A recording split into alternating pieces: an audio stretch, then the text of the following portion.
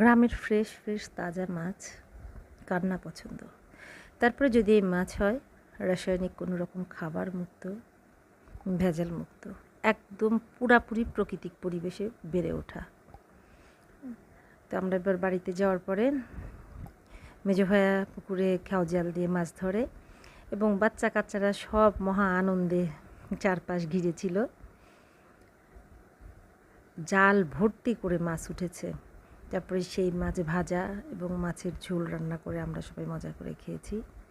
তো ভিডিওটি ভালো লাগে আপনারা অবশ্যই লাইক আর শেয়ার দিয়ে যাবেন। ধন্যবাদ।